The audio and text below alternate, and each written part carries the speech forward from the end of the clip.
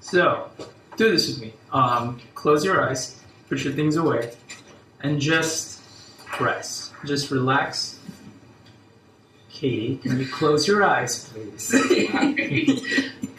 Just relax and just think that you're back in your bed, in your room, in your comfortable place, surrounded by blankets, pillows, good stuff, all good things. There's no homework to worry about tomorrow. There's no papers due. It's the first day of summer break. Mm-hmm. You're resting, you're relaxing, you're enjoying. You don't even have to worry about work that you have to do.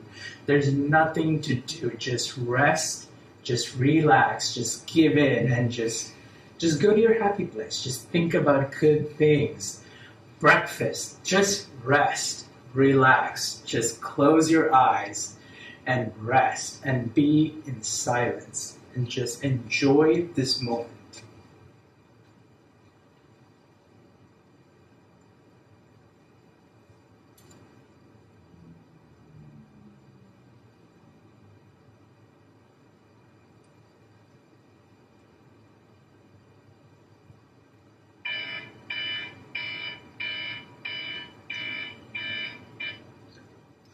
Anywho, what just happened?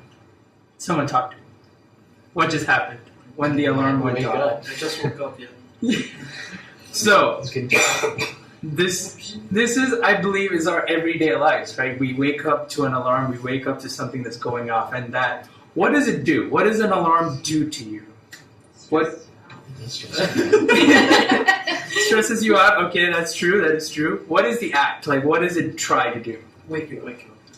Okay, so... It interrupts. Exactly, that's what I was going for. It interrupts you. Like you are in your happy place, like you are resting, you're in comfort, and it interrupts you.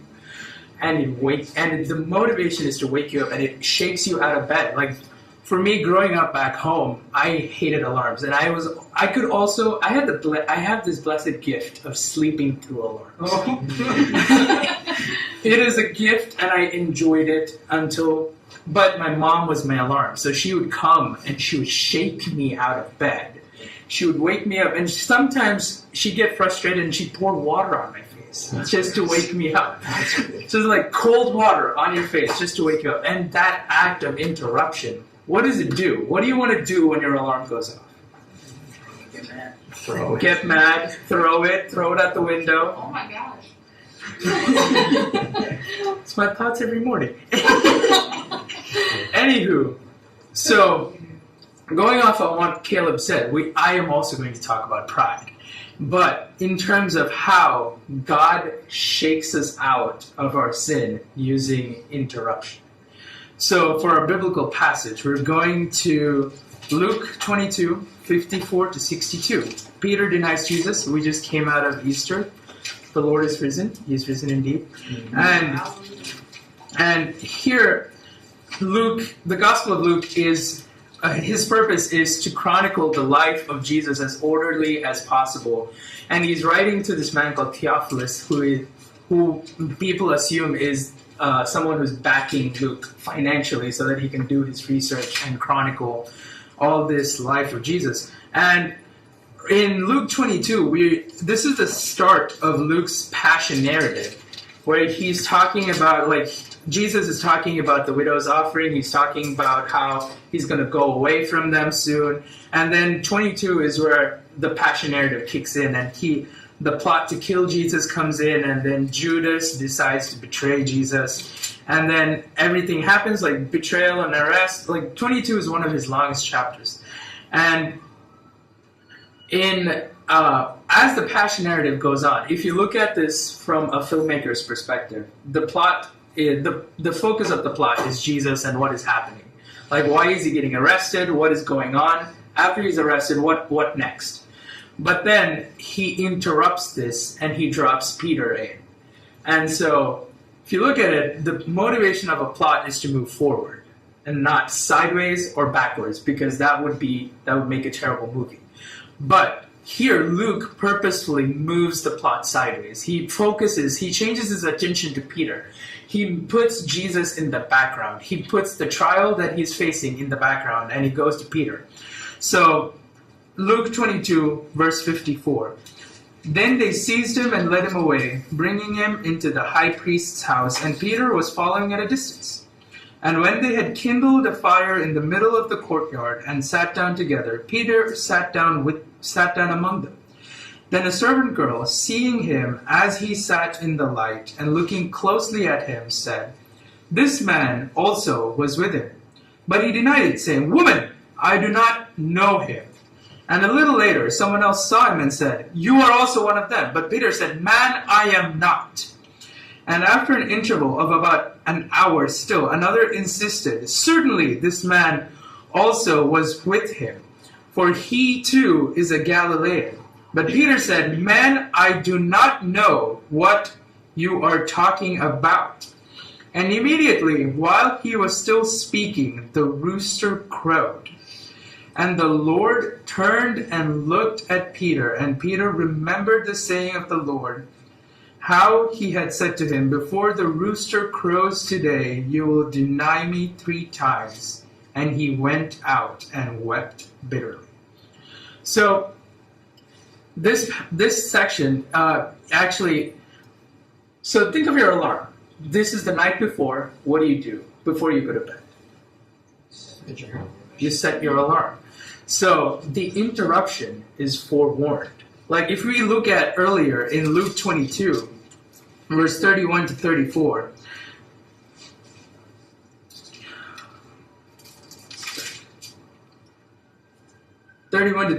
Jesus foretells Peter's denial. He goes, "Simon, Simon, behold, Satan demanded to have you that he might sift you like wheat. But I have prayed for you that your faith may not fail. And when you have turned again, strengthen your brothers." Peter said to him, "Lord, I am ready to go with you both to prison and to death."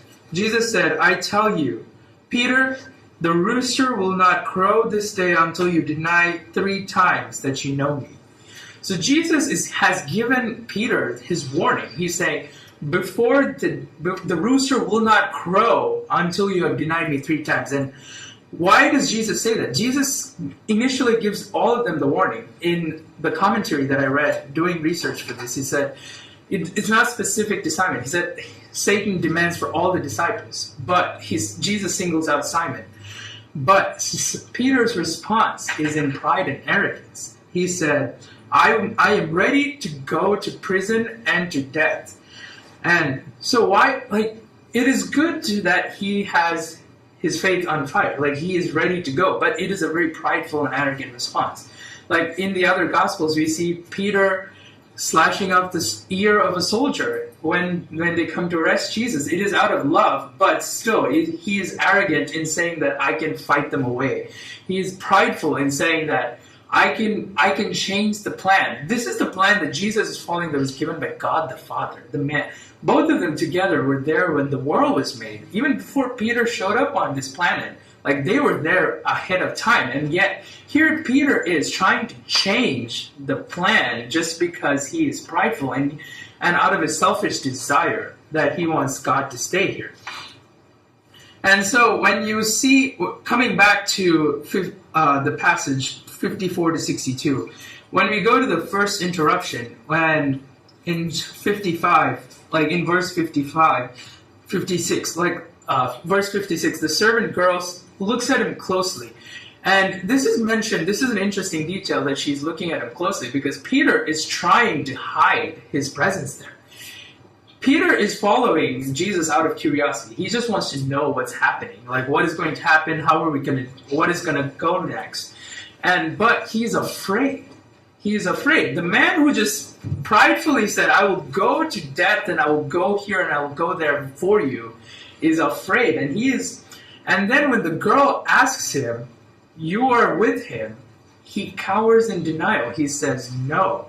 This is where, imagine this, there's always a goofy person in class, right? Take any class, school, college, doesn't matter.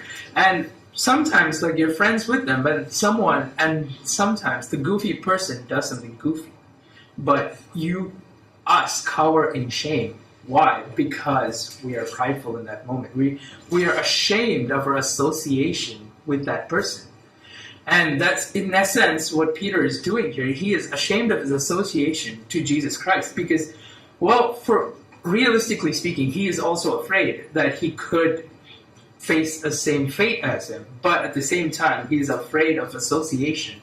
And he steps away and he says no. Secondly, the interruption is out of nowhere.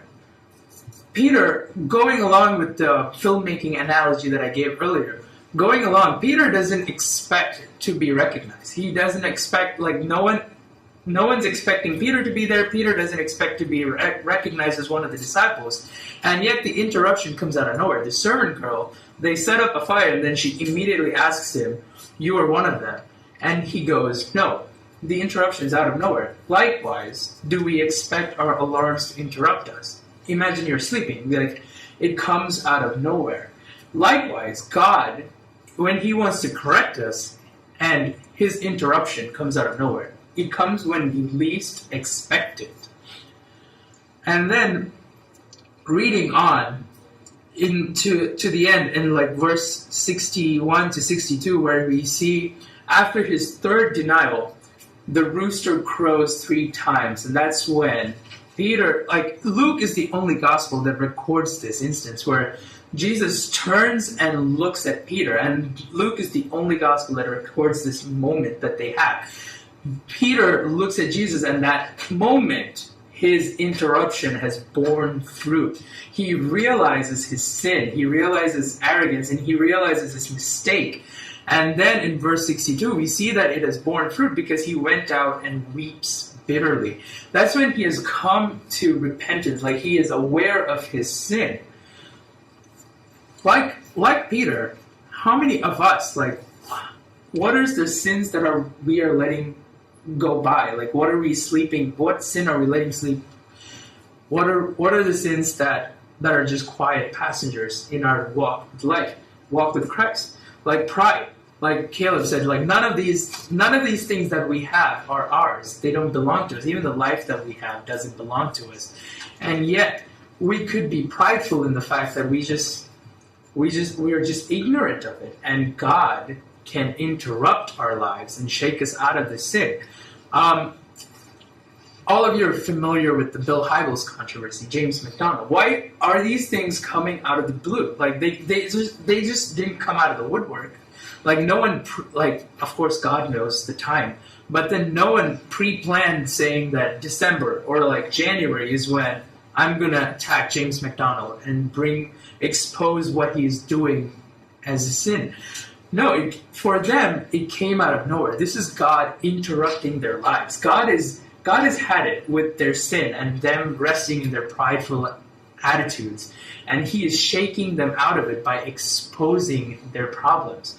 Likewise, like I ask you guys to look introspectively, like just think about what are prideful aspects that we are neglecting in our lives. Like how are we prideful in small ways? For me, like when I write papers, I have so much anxiety when I write papers, especially like big papers, like more than 5 pages. I'm super anxious when I write them. When I finish them, there is this moment of accomplishment where I'm like, this is done. And then I go, look at what I wrote. That's when I realize I'm prideful. But this is something that I let slip by all the time. Like, look at what I wrote. It's like taking pride in what I did, but it's not really what I did. It's what God did through me, or like the knowledge that I gleaned from a class helped me do it. The struggle that leading up to it, I'm exuberant in that, but I should be happy that I did it, but not be prideful in it. And so, look into your lives and see where the smallest aspects of pridefulness that creeps in, and how just don't wait like Peter until like God shakes you out of them. God has to interrupt where you're going to shake you out of it. So, let's pray. Lord, thank you for this day. Thank you for all the talks that Caleb and I gave on pride. Lord, thank you for giving us these topics to speak on and the verses that we spoke on. Lord, Help us weed out pride in our life. Help us not to be prideful, and in the slightest of things, help us to be grateful in everything that we do, O Lord. Help us to be sober in realizing that none of this that we have is ours, but is a gift from you, O Lord. Help us to walk in faith, knowing that we are yours, and be with us as we go through these days. In Jesus' name I pray.